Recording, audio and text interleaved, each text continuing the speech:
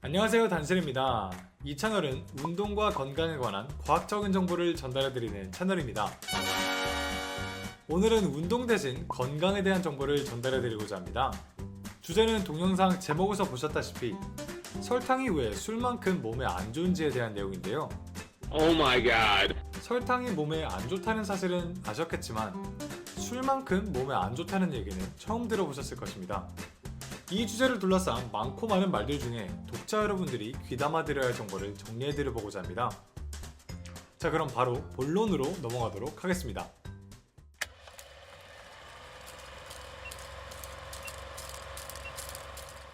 Fructose is a poison. Okay? It's not about the calories. Has nothing to do with the calories. It's a poison by itself. 2009년 미국 UCSF 의대의 내분비학과 의사 로버트 러스텍 의사는 과학적 근거에 바탕한 실험과 통계를 모아 설탕, 정확히 말하자면 과당이 왜 술만큼 인체에 해로운지에 대해 방송을 통해 확보하였습니다. 러스텍 의사는 과당과 술이 각각 몸에서 어떻게 대사되는지를 비교하며 둘의 공통점을 설명하였습니다. 우선 과당에 대해서 간단히 설명해드리자면 과당은 탄수화물의 한 종류입니다. 포도당이 탄수화물의 한 종류인 것처럼 말이죠. 설탕은 50%는 과당, 50%는 포도당으로 이루어져 있습니다. 우리 몸에 포도당이 섭취되었을 때 대략 80%가량이 인체의 에너지원으로 쓰이고 남은 20%가량만이 간에서 대사가 됩니다. 반면에 과당은 섭취량 전부가 모두 다 간에서 분해가 됩니다. 간에서 분해가 되는 게 왜 문제가 되는지 궁금하실 텐데요. 그 이유는 간을 통해 분해된 영양소들 중 정해진 양은 간에 저장이 되어 에너지 연료로 쓰이지만 남은 양은 지방으로 저축이 되기 때문입니다. 1996년 버클리 대학에서 발표된 연구에 따르면 동일량의 포도당과 과당을 섭취했을 때 포도당이 지방으로 변환되는 비율은 굉장히 낮았지만 과당은 30%가량이나 지방으로 변환이 된다는 사실을 확인할 수 있습니다. 그 외에도 과당은 분해되는 과정에서 요산이 만들어지는데요. 요산은 고혈압, 통풍, 관절염 등의 주범으로 익히 알려져 있습니다. 이러한 이유들 때문에 과당의 비율이 50%가 되는 설탕이 인체에 술만큼이나 해로울 수 있다고 러스텍 의사는 주장합니다. 술은 많은 분들이 아시다시피 섭취했을 때 총 칼로리의 80%가량이 간에서 대사가 됩니다.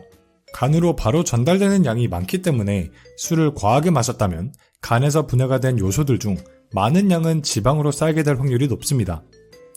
그렇기 때문에 장기적으로 술을 과하게 마신다면 지방간, 비만, 암, 인슐린 저항성 같은 여러 가지의 성인병을 불러올 수 있다고 하는 것입니다.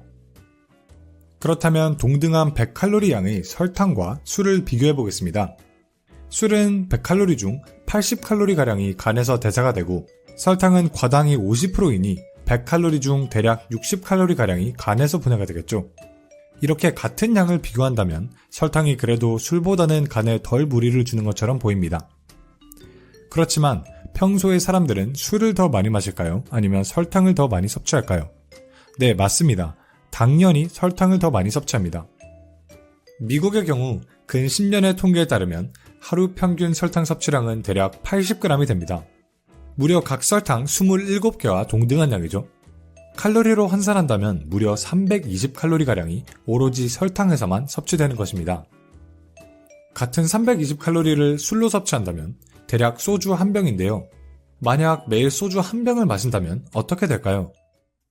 미국 국가 알코올 남용 및 중독 연구소에 따르면 우선 알코올 중독자로 속하게 되고 혈액질환, 경화증, 전해질 이상, 고혈압, 심장팽창, 심근병, 이상지질혈증, 췌장염, 영양실조, 비만, 간기능장애, 태아 알코올 증후군, 이 밖에도 더 많은 병에 노출될 수 있다고 알려져 있습니다.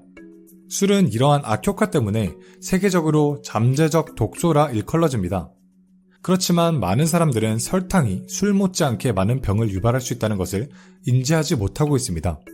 러스텍 의사는 술과 과당의 대사 과정이 생화학적으로 굉장히 흡사하다는 점을 자세히 설명하며 두 가지 물질이 장기 과다 복용하였을 때 인체에 미칠 수 있는 유해점이 60% 이상 유사하다고 발표하였습니다.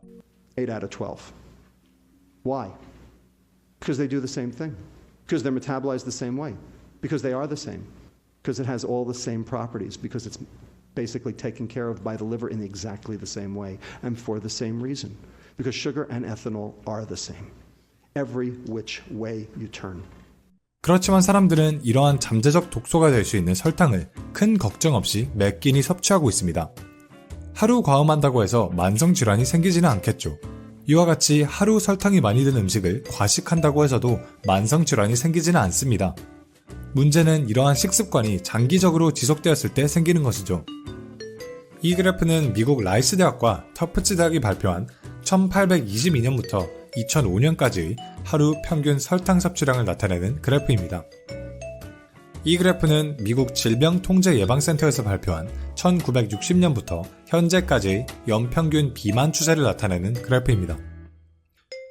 그리고 이 그래프는 1980년부터 2015년까지의 연평균 당뇨 발병률을 나타내는 그래프이고요.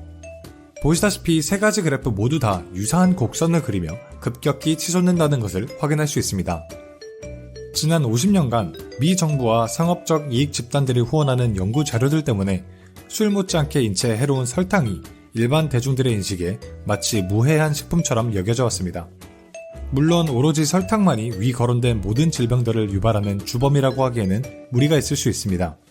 하지만 설탕에 포함된 과당이 체내에서 대사되는 과정을 살펴봤듯이 비만을 포함한 수많은 성인병을 유발할 수 있다는 사실은 충분한 근거가 있는 추측이라고 생각할 수 있다고 봅니다.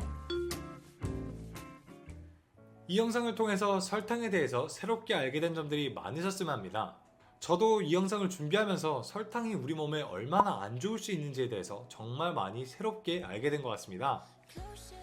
물론 술은 대사 과정에서 만들어지는 활성산소 같은 폐기물이 주는 악한 영향이 훨씬 더 많습니다. 그렇지만 그러한 이유 때문에 술은 세계 모든 국가마다 합법적으로 마실 수 있는 나이가 정해져 있죠.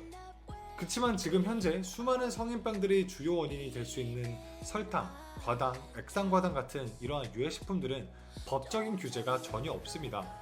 그래서 이러한 정보들을 통하여 시청자 여러분들이 시중에 있는 유해식품들로부터 건강을 보호할 수 있기를 바라며 이 영상을 올립니다. 만약 이 정보가 도움이 되셨고 이러한 운동과 건강에 대한 과학적인 정보를 더 원하신다면 제 채널을 구독해주세요. 그럼 지금까지 단신이었습니다.